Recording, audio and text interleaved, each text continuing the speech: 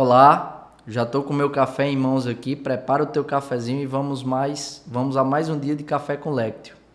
Hoje, 5 de setembro, terça-feira, primeira leitura, Tessalonicenses capítulo 5, versículos de 1 a 6, depois de 9 a 11. O Evangelho, Lucas capítulo 4, versículos de 31 a 37. Comecemos com a nossa oração. Em nome do Pai, do Filho e do Espírito Santo. Amém. Pai nosso que estais no céu, santificado seja o vosso nome. Venha a nós o vosso reino e seja feita a vossa vontade, assim na terra como no céu. O pão nosso de cada dia nos dai hoje. E perdoai as nossas ofensas assim como nós perdoamos a quem nos tem ofendido. Não nos deixeis cair em tentação, mas livrai-nos do mal. Amém. Ave Maria, cheia de graça, o Senhor é convosco. Bendita sois vós entre as mulheres e bendito é o fruto do vosso ventre, Jesus. Santa Maria, Mãe de Deus, rogai por nós, pecadores, agora e na hora da nossa morte. Amém. Glória ao Pai, ao Filho e ao Espírito Santo, como era no princípio, agora e sempre. Amém. São José, providenciai e intercedei por nós. Continuamos unidos, em nome do Pai, do Filho e do Espírito Santo. Primeira leitura, Tessalonicenses, 1 de Tessalonicenses, capítulo 5, versículos de 1 a 6. Depois pula para o 9 e vai até o 11. No tocante ao tempo e ao prazo, meus irmãos, é escusado escrever-vos, porque vós sabeis perfeitamente que o dia do Senhor virá como ladrão noturno. Quando as pessoas disserem paz e segurança, então lhes sobrevirá repentina destruição, como as dores sobre a mulher grávida, e não poderão escapar.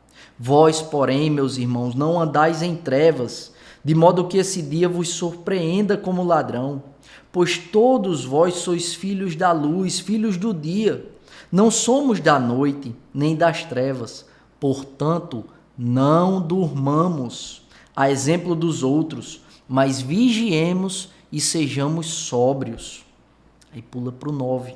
Portanto, não nos destinou Deus para a ira, mas sim para alcançarmos a salvação, por nosso Senhor Jesus Cristo, que morreu por nós, a fim de que nós, na vigília ou no sono, vivamos em união com Ele.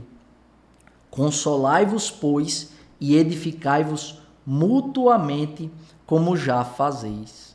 Palavra do Senhor, graças a Deus. Então perceba que essa palavra, ela é uma exortação assertiva sobre prontidão diante da vida e diante da morte. Olha o que São Paulo vai dizer.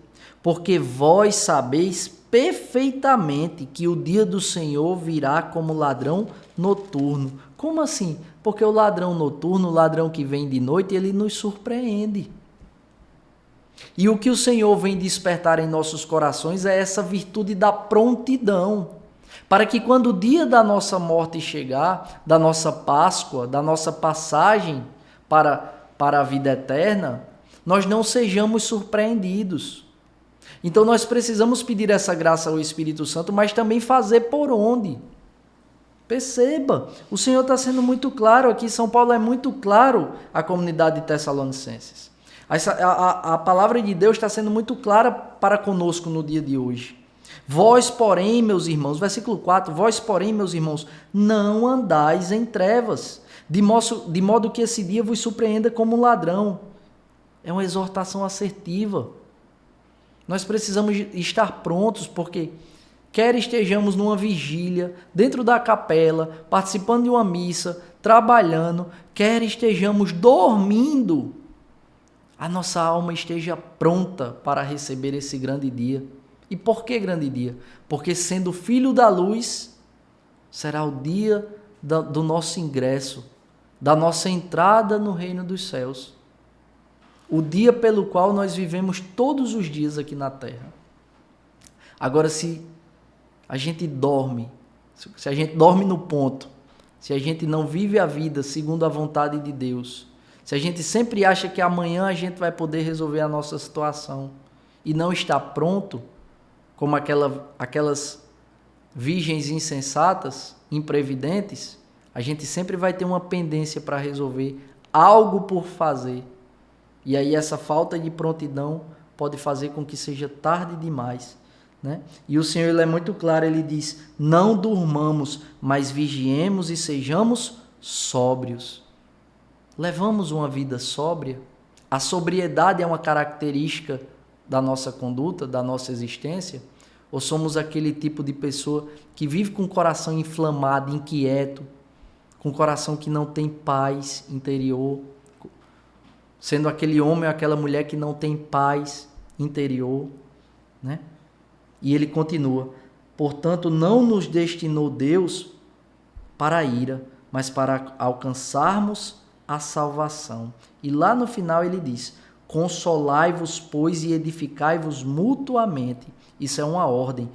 Edificai-vos mutuamente. Então, a minha vida, inspirada pelas Sagradas Escrituras, pela comunhão, pela Eucaristia, pelo amor fraterno, pela vida fraterna, inflamada pelo Espírito Santo, precisa provocar no outro o quê? Queda? Não, edificação. Eu preciso ser um degrau para que quem está ao meu redor seja elevado para Deus. E não ser uma casca de banana, uma pedra de tropeço, para que quem está ao meu lado, por minha causa, venha a cair. Que peçamos essa graça ao Espírito Santo.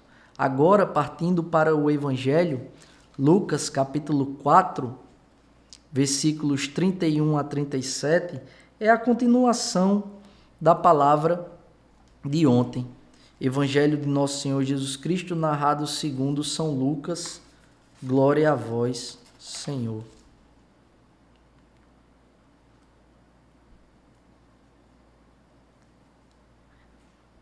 Desceu então a Cafarnaum, cidade da Galileia, e ensinava-os aos sábados. Eles ficavam pasmados com seu ensinamento, porque falava com autoridade. Encontrava-se na sinagoga um homem possesso de um espírito de demônio impuro, que se pôs a gritar fortemente: Ah, que queres de nós, Jesus Nazareno? Vieste para arruinar-nos? Sei quem tu és, o Santo de Deus. Mas Jesus o conjurou severamente: Cala-te e sai dele. E o demônio, lançando-o no meio de todos, saiu sem lhe fazer mal algum.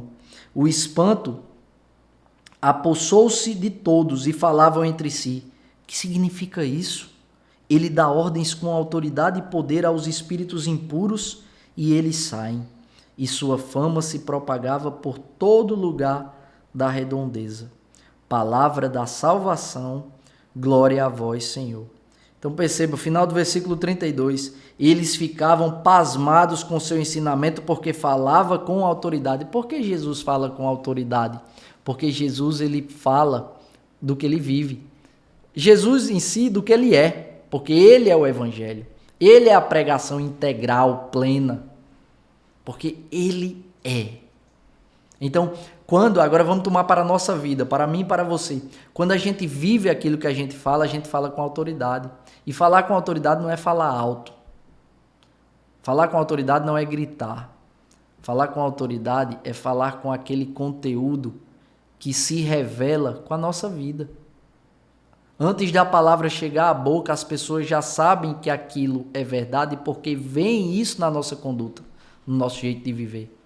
Então, quando a gente fala o que vive, a gente fala com autoridade, independente do volume da nossa voz. É o que São Francisco nos ensina, né? Preguem o Evangelho a todo tempo, em todas as oportunidades, e quando necessário for, utilizem de palavras. Então, quando a gente vive o que a gente fala, isso em todos os âmbitos. Na vida profissional é assim. Quando a gente chega para um subordinado para pedir ou determinar alguma coisa e a gente não dá o exemplo, a gente não tem autoridade para cobrar aquilo ali.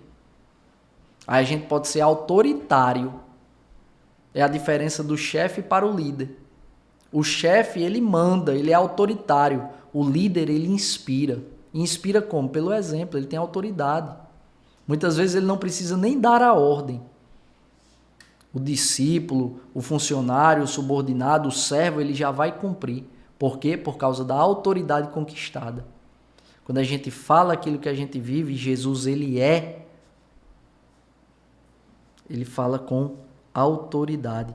Outra coisa que é importante é falar nesse evangelho, né? O demônio sabe, né? O demônio conhece. O demônio sabe quem é Jesus. O demônio sabe quem é Deus.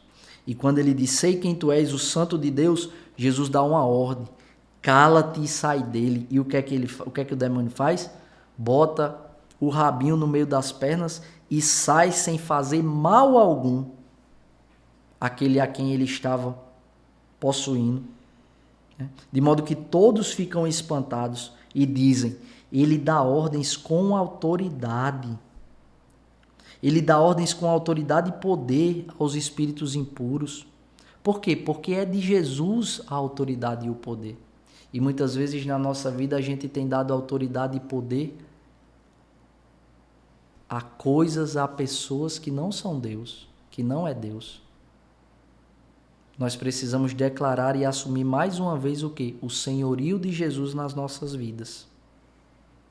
A autoridade e o poder é de Jesus, então eu preciso assumir o Senhor da minha vida é Jesus. O Senhor do meu coração é Jesus. O Senhor do meu dinheiro é Jesus. O Senhor do meu trabalho é Jesus. O Senhor da minha casa é Jesus. O Senhor da minha vida conjugal é Jesus. Se você é solteira, se você é solteiro, o Senhor da minha afetividade, da minha sexualidade, da minha circunstância atual é Jesus. E quando a gente declara e assume, toma posse do senhorio de Jesus na nossa vida, a gente dá a Jesus o que é dele de direito, toda a autoridade e todo o poder sobre as nossas vidas. E é isso que o evangelho de hoje vem nos inspirar a fazer.